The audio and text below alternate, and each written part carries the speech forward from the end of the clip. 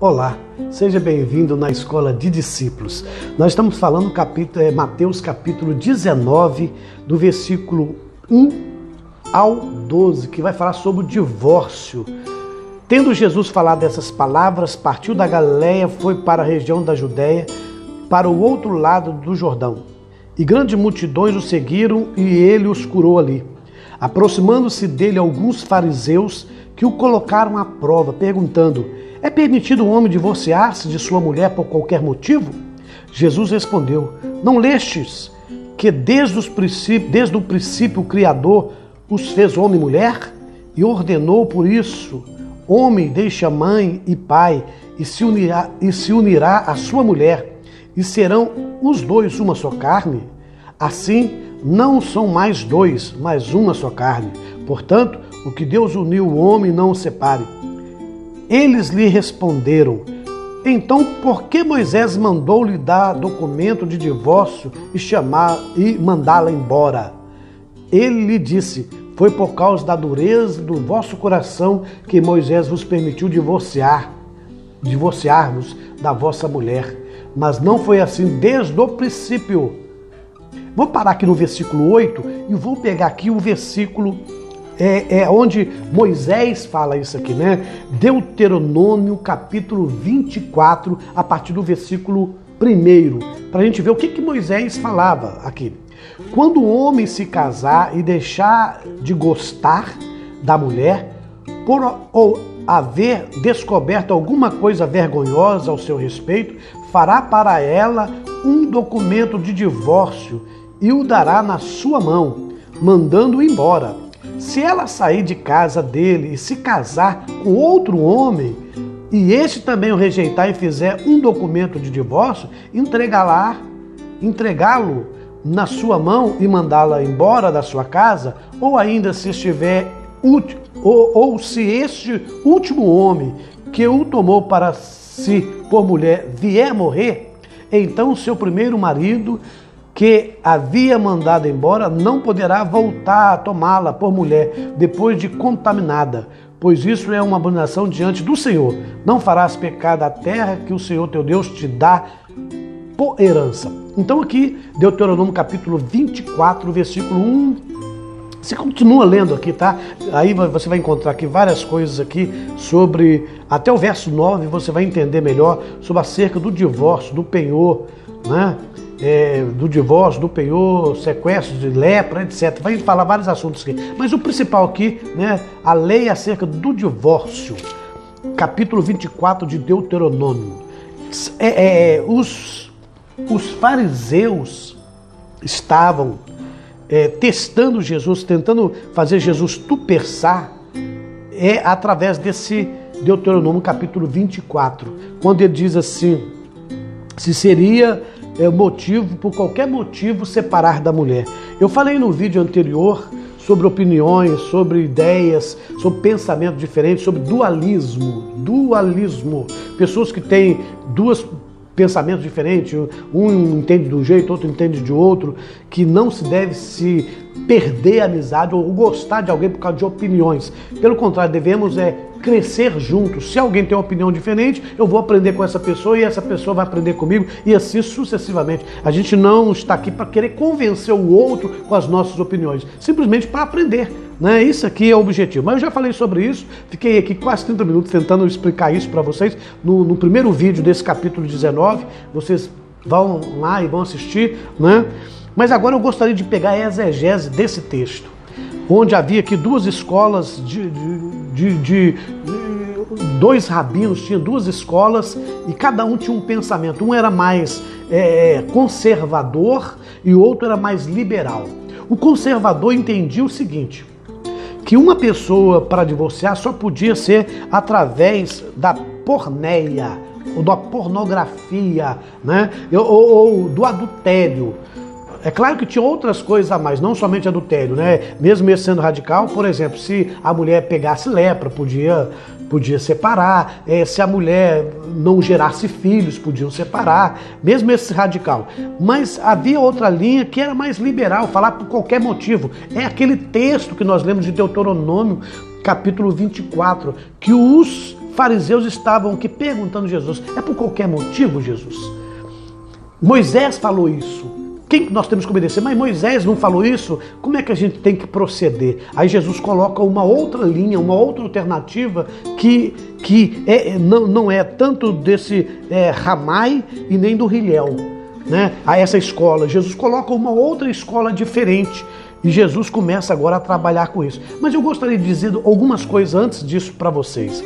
O casamento e o divórcio judaico, né? Esse casamento e o divórcio judaicos tinha algumas coisas. Por exemplo, a gente não pode perder de sentido que no judaísmo havia poligamia.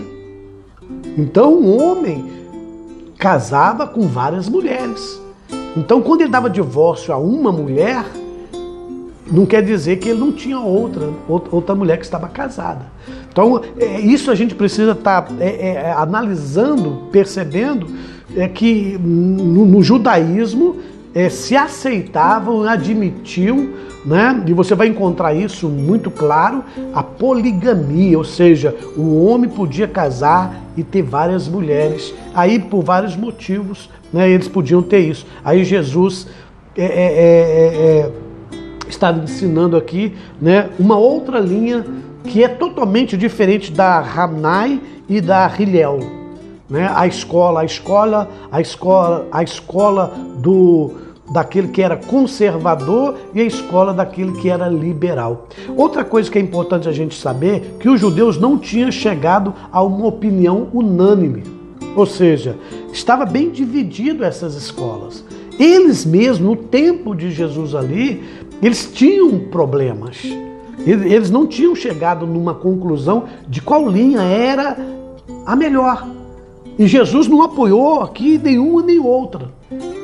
E tem gente aqui preocupado com a linha de Ramnai, outros está mais preocupado com a linha de Hillel. Querido, entra na linha de Jesus e pronto, acabou. Vai na linha de Jesus que você está certo, né? E quem está preocupado aqui em qual linha que você tem que estar é os fariseus. Toma cuidado com isso. Outra coisa que é importante analisarmos aqui, que o casamento para os judeus era um dever sagrado. Era um dever sagrado. Era totalmente diferente, é totalmente diferente do nosso conceito hoje. Para os judeus, chegar a casar era algo assim sagrado, é uma ordenança, né? Era uma ordem de Deus na cabeça deles. E preste atenção, o que é muito importante também, a gente analisar outra coisa. Outra coisa que é importante a gente entender, que o que se acontecia ali, olha, permanecer solteiro depois dos 20 anos, somente se fosse concentrar-se nos estudos da lei. Quer dizer, se uma pessoa não se concentrasse no estudo da lei e se tivesse acima de 20 anos e não tivesse casado, ele estava em desobediência com Deus. Eles estavam pecando contra os mandamentos de Deus.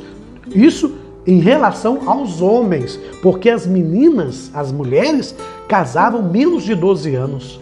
Quando ela chegava à idade maior de 12 anos, aí ela podia contestar com o pai a respeito do marido.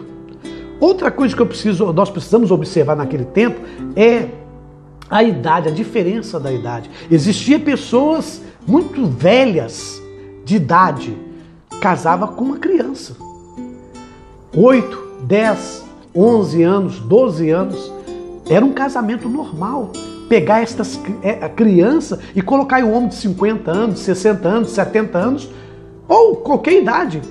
Se ele quisesse casar com uma criança, podia ser casado. Então vamos olhar outra coisa aqui nesse contexto aqui, nesta exegese que nós estamos fazendo do texto, para você ter uma noção de como que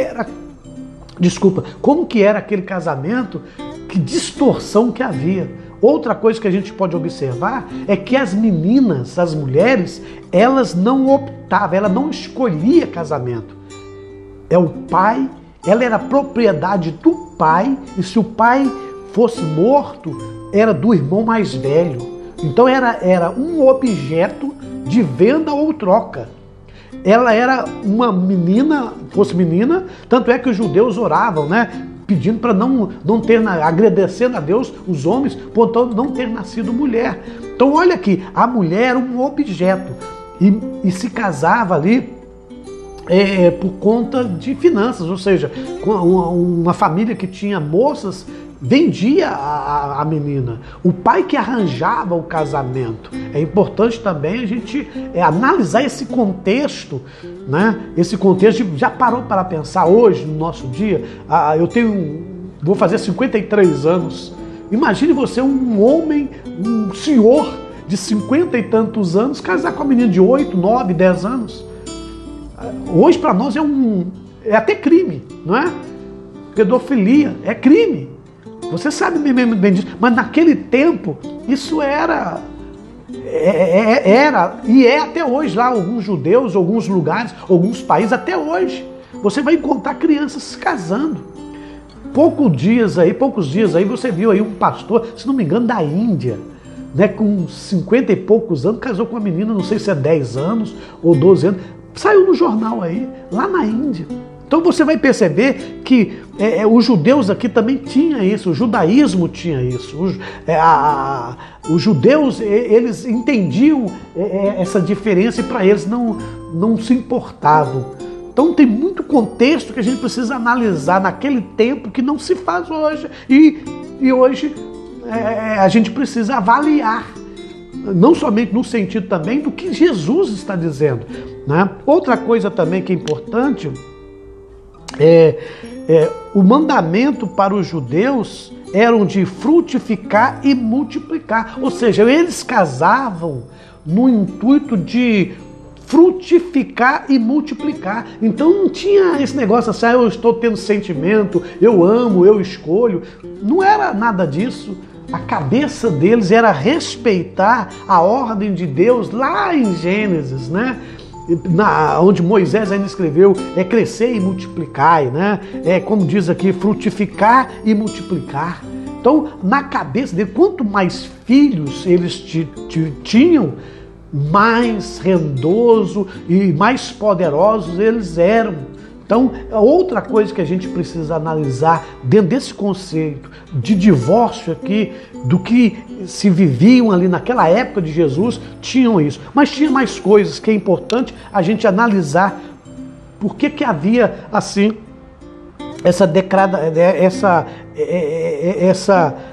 esse grande pensamento de uma escola de liberalismo e outra escola que era mais conservadora? Por que alguma escola ela pegava mesmo ali, era mais dura um pouco, preocupado para viver a família, e outra escola não estava nem aí com a família? Então a gente precisa analisar esse contexto primeiro. Outra coisa aqui, quem não tinha filhos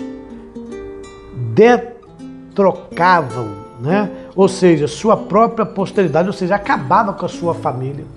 Aquela pessoa que não tivesse filho era considerada amaldiçoado. Então olha aqui, se a mulher não pudesse produzir, já era motivo de dar carta, por qualquer linha aqui, por qualquer linha. Qualquer escola dessa aqui, se a mulher não pudesse gerar, ela era amaldiçoada, então podia dar-se divórcio. Outra coisa que eu falei para você aqui era como diminuir na cabeça deles a imagem de Deus na terra. Porque se a mulher não produz filhos, não tem imagem de Deus aqui. A Bíblia diz que nós somos a imagem e semelhança de Deus, que a produção, a frutificar e multiplicar, a gente estaria na cabeça dos judeus, estariam então criando várias imagens e semelhança de Deus aqui na terra. Então eles casavam por interesses políticos, interesses financeiros, né? Interesses até mesmo para não morrer de fome. Interesse de pessoas que precisavam comprar uns animais para manter a sua família, manter a sua casa. Então, tinha muitas coisas que a gente precisa observar. Outra coisa que a gente precisa observar aqui é que quem não tinha filhos, né, eu já falei, eram como diminuir a imagem de Deus na terra. Quer dizer, na cabeça deles é o seguinte: aquela pessoa que não podia ter filhos era como se fosse diminuir a imagem de Deus na terra. Então eles tinham um pensamento assim teológico, né? Pegava radicalmente aquela passagem aqui, e aqui eles tinham, principalmente essa família, essa escola de Rabnai. Por isso que eles estavam sempre não admitindo o divórcio, aquela coisa. Você percebe que lá naquele texto que nós lemos em Deuteronômio, capítulo 24, é isso? Deixa eu ver. 24, fala que a mulher que é divorciada podia casar de novo. E se o esposo dela morresse, ela não podia voltar para o primeiro marido, mas ela podia casar de novo, né? Essa era a lei ali na terra de Moisés, que os fariseus estavam questionando aqui com Jesus, né? Se Jesus era da linha da escola de Hillel, né? Que era mais liberal, por qualquer motivo. Outra coisa aqui que é importante: o homem devia casar-se com uma mulher virgem e de boa família. Quer dizer, até isso era naquele tempo questionado. Se a mulher não fosse virgem e de boa família, o homem podia dar carta de divórcio e podia se constatar que no ato da relação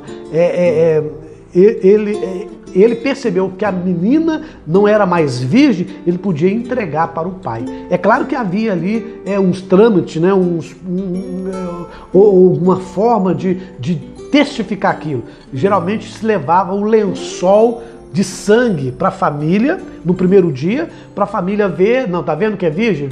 Então, quer dizer, diz a história, que eu também acredito que era assim, que na lua de mel os pais ficavam lá fora. Na lua de mel, no ato conjugal, no momento, o homem tinha relação sexual com a menina, com a sua esposa, e ela tinha que sangrar e tinha que pegar ali o lençol e levar para os pais para falar: olha, aqui está realmente, ela foi tirada a prova. Fiz o test drive e ela realmente é virgem e está aqui a prova, eu vou ficar com ela. Se caso não sangrasse, era um problema sério. Então, para você ver o radicalismo aqui, como que funcionava. Vocês me desculpem, me perdoem, porque eu estou falando coisas aqui que... Mas é preciso que vocês entendam isso, é preciso que vocês tenham essa compreensão para a gente chegar numa conclusão no texto aqui. Porque eu não estou aqui para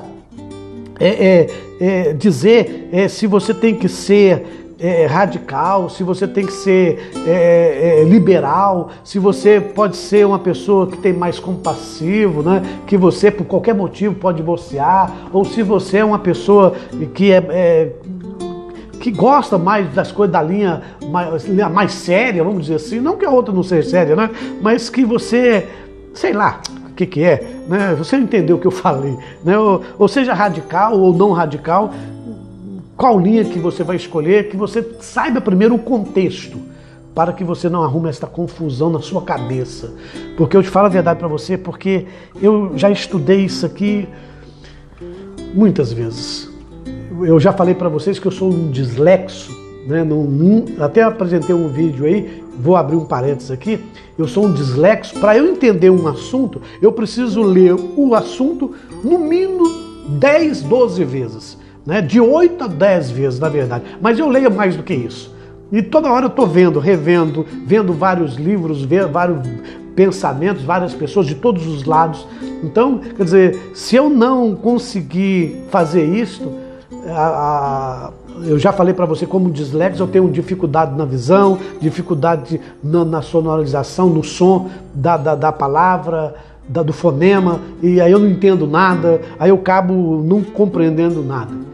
Então, eu tenho esse problema de dislexia que me exige mais atenção e pegar mais detalhes, porque se não tiver bem minucioso, eu acabo não entendendo nada. Alguma pessoa falou assim: que beleza a sua dislexia, né? Aí eu falei para essa pessoa: porque não é com você. Você não imagina como é dificultoso, como é muito ruim a gente ter essa dislexia, porque às vezes as palavras não vêm, você troca palavra, troca nomes, troca várias coisas, tira a letra, coloca a letra, e é uma bagunça que vem na mente da gente, não fixa, né? Difícil fixar na cabeça quando você é um dislexo. Mas, fechando parênteses, vamos voltar ao texto aqui, porque eu já fiz um vídeo sobre isso, né? Outra coisa, então, se a menina não fosse virgem, imagine hoje, né? Fosse esse casamento aqui. Você coloca na tua cabeça hoje, achar uma mulher virgem hoje. É claro que tem muitas, não estou dizendo que não tenha, não. Mas hoje a promiscuidade que está, a vida conjugal cedo, né? A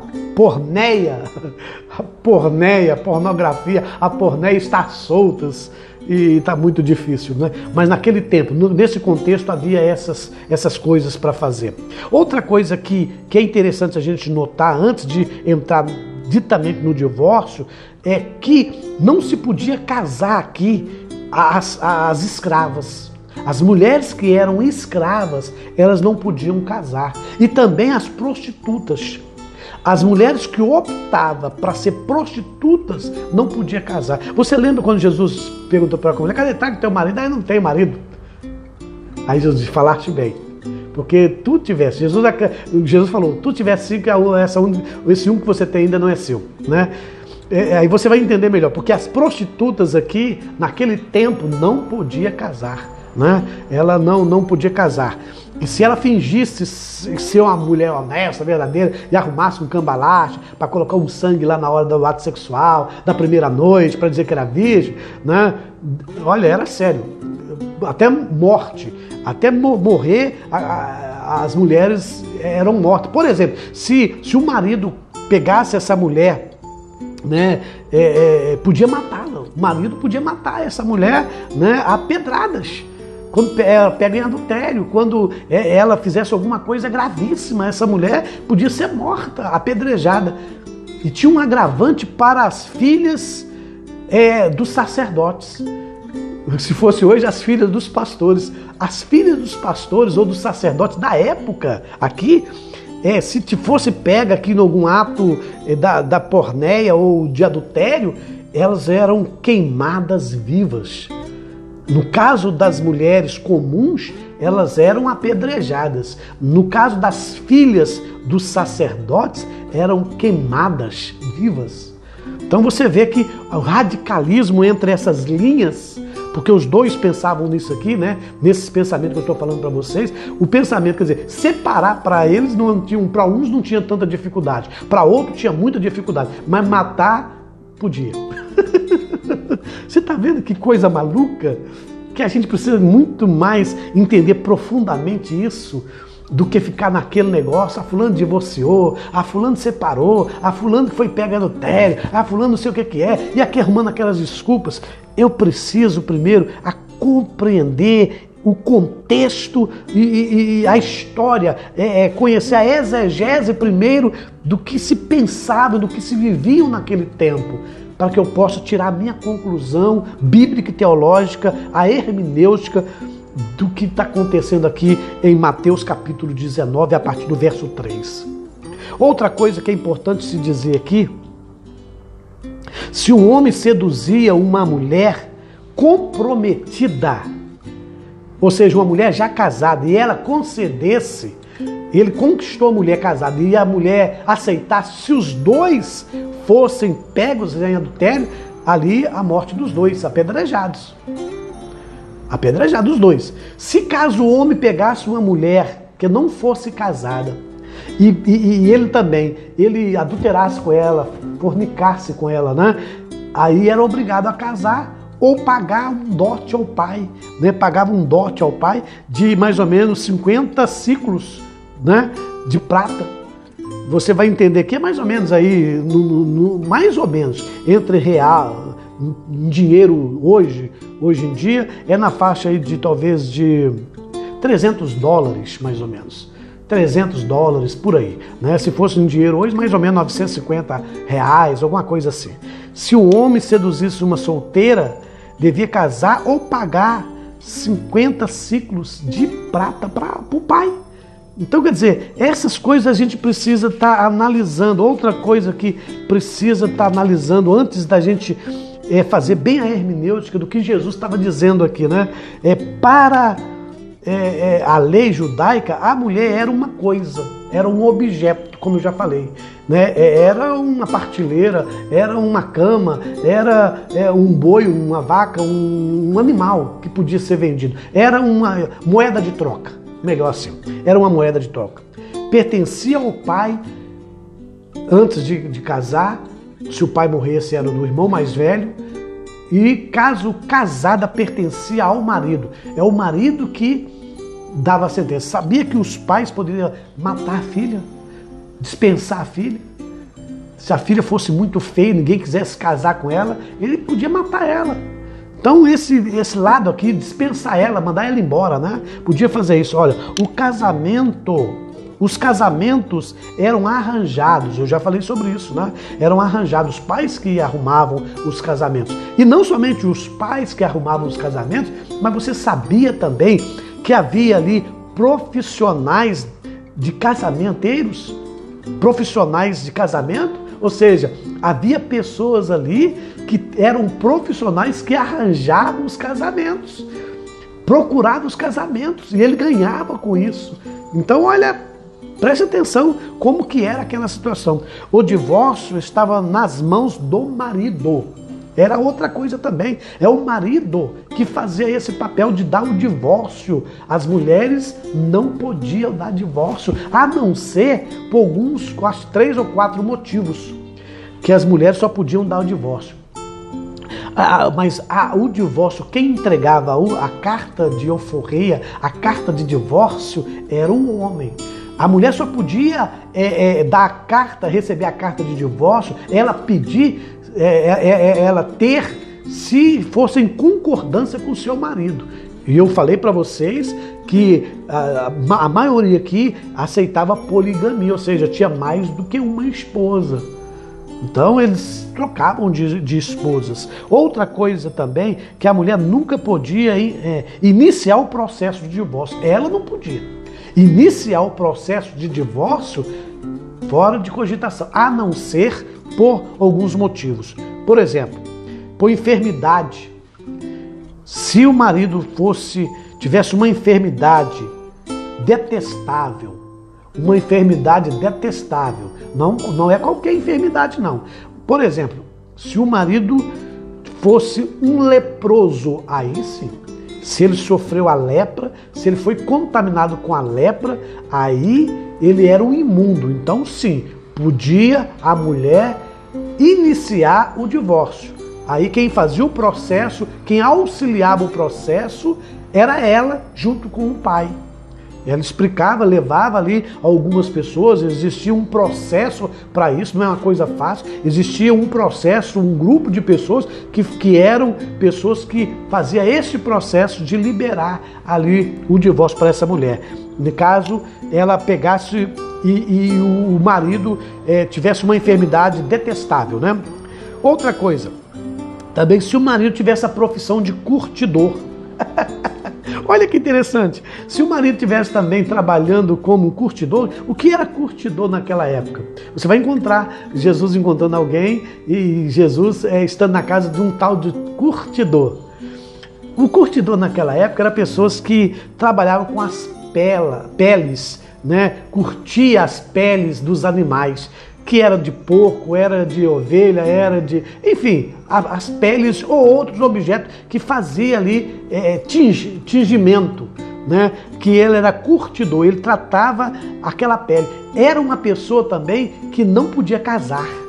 Olha que interessante, porque era considerado também imundo, porque ele tratava também como curtidor de pele de animal, então ele pegava em sangue, pegava em coisas mortas. E você sabe que os judeus tinham esse negócio de não tocar em coisas mortas, porque se tocasse qualquer coisa, animal ou qualquer coisa morto ou morta, ele seria imundo. E como o curtidor estava sempre mexendo em alguma coisa ali, morta, né, que ele tinha que matar, ou morto, ele era sempre considerado como imundo, ele tinha que viver em outro lugar também. Então, esta pessoa, se fosse um curtidor, se tornasse um curtidor, a mulher podia dar a carta de divórcio nesse sentido. Na verdade, esse curtidor não podia casar, tá? Diz a história isso. Outra coisa também, o terceiro, é alguém ali, do homem que eu estou dizendo, que a mulher podia pedir a carta, iniciar o processo do divórcio, se ele fosse recolher esterco de cão, ou seja, fezes do cão. O cocô, desculpa a expressão, né? A fezes do cachorro.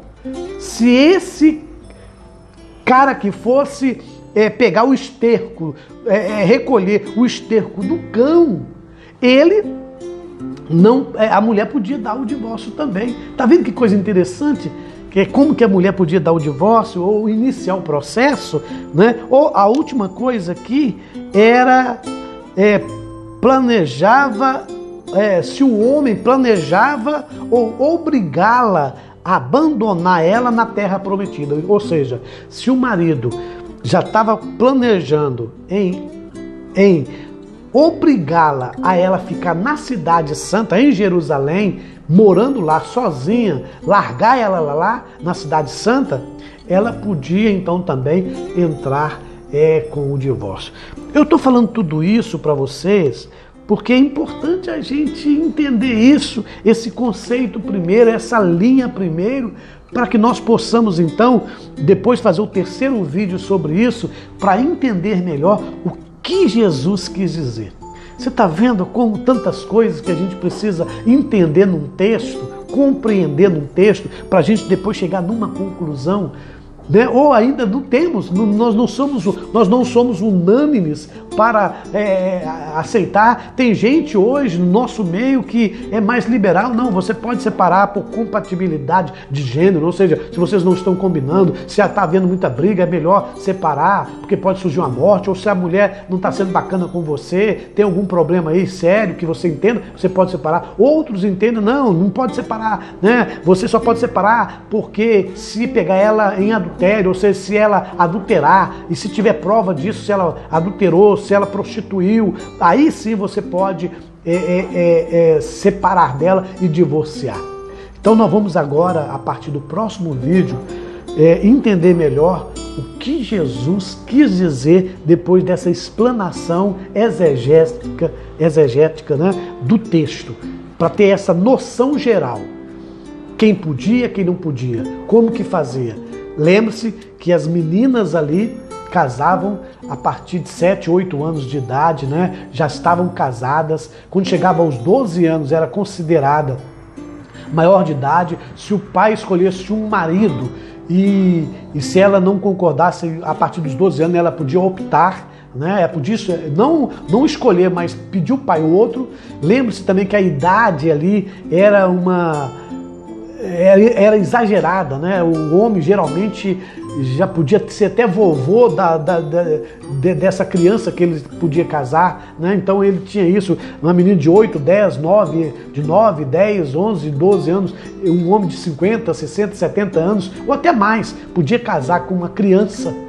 Então tudo isso a gente tem que levar em conta, e podia também levar em conta que os homens ali, eles podiam ter várias mulheres. Poliganismo, né?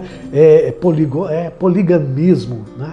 Claro que não sai. Essa minha dislexia me ajuda pra caramba. Mas é isso que eu quis dizer para vocês agora, nesse vídeo. Que você entenda o seguinte,